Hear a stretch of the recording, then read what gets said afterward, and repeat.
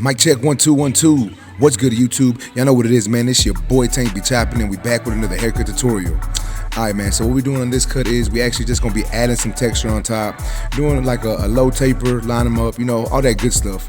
And if y'all do hear some noise in the background, just so y'all know, I'm actually at the airport right now.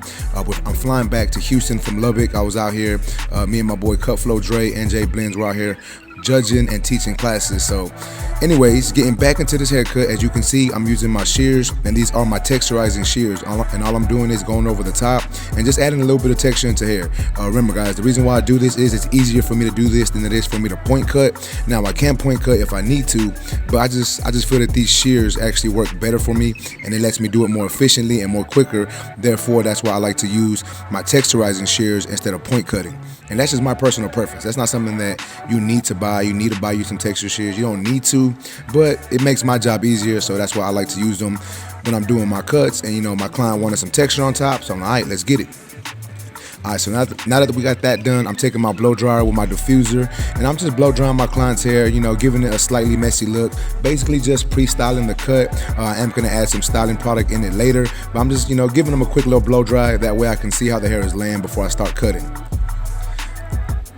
Alright, guys, so now I'm taking my trimmers. These are my Stylecraft Instincts. I'm gonna set in my initial bald guideline in the taper.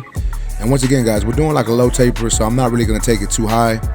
We're just barely setting in that bald guideline, and then I'm gonna go ahead and line up my client behind the ear and over the ear, just because I have the trimmers in my hand. Now, this ain't something that you need to do, but I like to do it when I have my trimmers in my hand when I'm setting in my bald guideline, because it helps me be more efficient and it helps me work a little quicker. And that's the reason why I set in that lineup once I set in my initial bald guideline. And once again, guys, that's just me. Alright, so now I'm taking my Babyliss Low Pro FX1 with my number 4 guard, and I am debulking the taper area.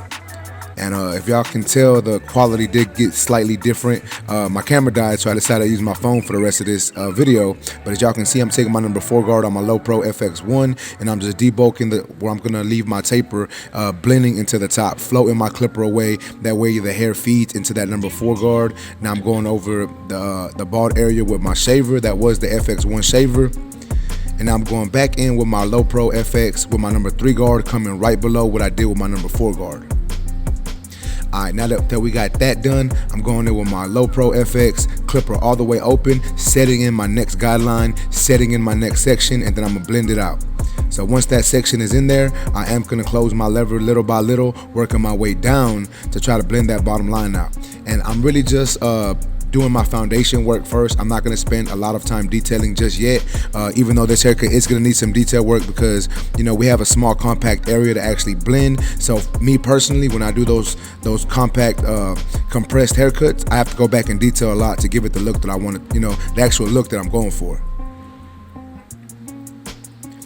Alright, now we're going in with the number 1 guard lever open, setting in another section, and we're going to be doing the same exact thing we just did. So once I set in that section, I'm going to go ahead and close my lever, and I'm going to start working that bottom line in that section, trying to erase it. Now, it may or may not get this line out completely, and if it doesn't, that's perfectly fine. I can always come back in with my half guard or my clipper open and just do some detail work, but I'm going to try to blend it out with my 1 guard closed first and see how that looks.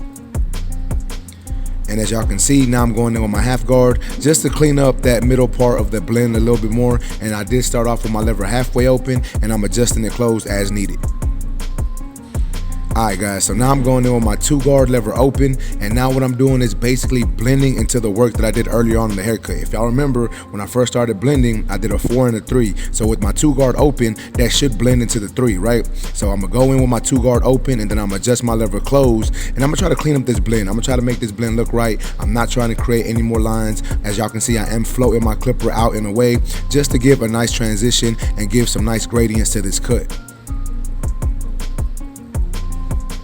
And now all I'm doing is my detail work. So this is my 1.5 guard. I didn't really use the 1.5 guard in my initial steps, but I'm using it now just as a detailing guard, just to clean up that middle area between my 1 guard open and my number 2 guard.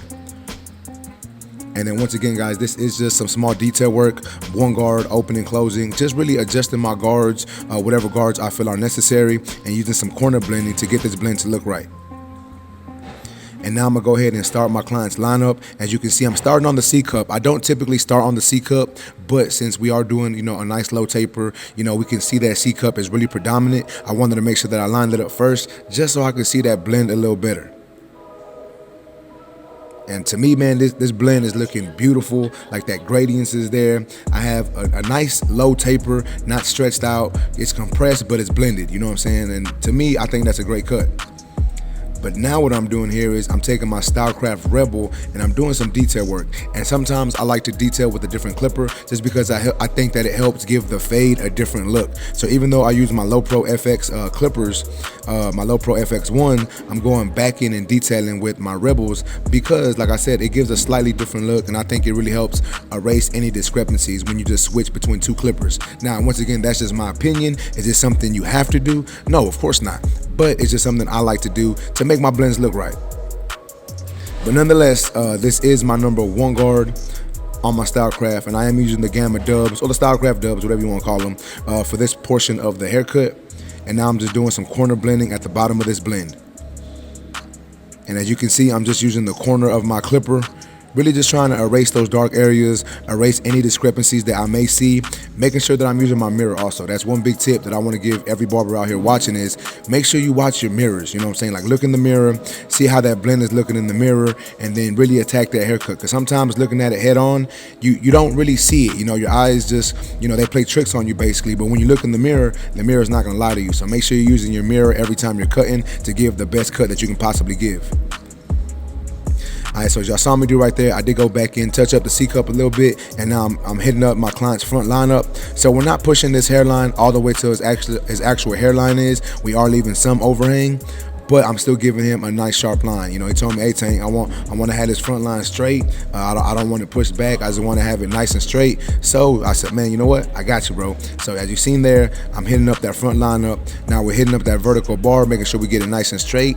But at the same time, you got to make sure you don't cut off that eyebrow. And I say this because I've cut off an eyebrow before. As you can see with this client, he has a small vertical bar area. So if you turn your clipper to hit that vertical bar, you may cut off an eyebrow. So be careful when you're doing that. And now I'm going back in and just doing some more detail work, as y'all can see, just being real, I don't know what the word is that I'm looking for, but I'm just being real, I guess you can say picky with the blend. Like I'm nitpicking certain areas, using that corner of the blade. I'm a big advocate of using corner blending when it comes to detailing, even when it comes to cutting in general. So that's what I'm doing here. I'm just using the corner of my clipper, using the heel of my clipper to achieve a nice blend. And now I'm just taking off my guard, going in with no guard, buffing out this bottom area. As y'all can see, we're just buffing it away, making sure that this blend looks right. Let's go. All right, so now that we got the left side done, we're moving on to the opposite side, and we're gonna be doing the same exact thing. So I'm debulking with my number 4 guard first, and then what I'm gonna do is I'm gonna debulk with my number 3 guard right after that. And like I said, guys, what I did to the left side, you gotta do to the right side. You gotta do the exact same thing. Now you can approach these steps differently if you like, but I think it's best just to do the same thing. That way you have a consistent cut. It looks the same on both sides, you know what I'm saying? So you wanna make sure that you're doing the same exact steps. And if you switch them up slightly, that's fine. There is some times where I switch in my steps just because, I'm kind of in autopilot mode, I guess you can say. Like me and my client are in deep conversation or whatever the situation may be, and I'm just cutting. Not that I'm not paying attention because I know what I'm doing, but I'm just letting my body take control and doing what I do. And that's what I say cutting on autopilot is. But anyways, that's not what I'm here to talk about. We ain't talking about no autopilot. As you can see, we putting out these blends. That's what we doing. Shout out to my son, man. Y'all can see him in the background right there. He's watching, I think he's watching Ninja Turtles. I had him with me at the shop that day. But y'all see him watching Ninja Turtles in the background. But as y'all can see, man, this cut's coming together. Making sure that this taper is nice and blurry, nice and blended. We're cleaning up that line a little bit. And then we're doing the same thing right here. We're hitting up that C cup area, making sure that we have a nice curve. And y'all know, typically I start off on the front of my client's hairline, right? But the reason why, like I said earlier, the reason why I decided to do the C cup first was because he has that low taper, and I really wanted to attack them C cups first just to see that blend pop a little more. You know what I'm saying? So that's the reason why I did it that way. Now I'm going back in. As you can see, once again, I'm using my Stylecraft Rebels, and what I'm doing here is I'm just detailing, using the corner of my blade, making sure that we get everything looking right. All right, so now that that is done, I'm taking my razor. We're gonna be doing a little bit of razor work here, making sure that we get these lines to pop. And that's the thing. You don't have to do razor. I know some barbers who don't even do the straight razor at all, but I like to do it because it takes the haircuts to the next level. My clients are expecting it. You know, it makes the lines look sharper, makes the haircut last longer. So as a barber, why wouldn't you do it? You know what I'm saying? It's something you really need to think about. You know, it's gonna last your client a little longer. And he's gonna appreciate you more. So me personally, I gotta hit every haircut with the straight razor. And then when it comes to using the straight razor, guys, you want to make sure you stretch that skin. You want to make sure you're holding your razor as flat as you can. That way you lessen the chance of nicking your client. And I say this in every video, you're going to lessen the chance of nicking your client, but it is possible that you still can nick your client. So that's why I say just be careful, you know what you're doing, take your time, don't rush. I know a lot of people be rushing through haircuts, right? But don't rush, just take your time and get these lines to look right with that razor. But as y'all can see, man, this cut's coming together. We still gonna do a little bit of styling here in a second. So that's basically what I'm doing here is I'm taking my some styling powder, and I'm just adding the styling powder on the top of my client's head, and I'm just working it in there. And then I will add some hairspray here in a minute, really just to lock this look in.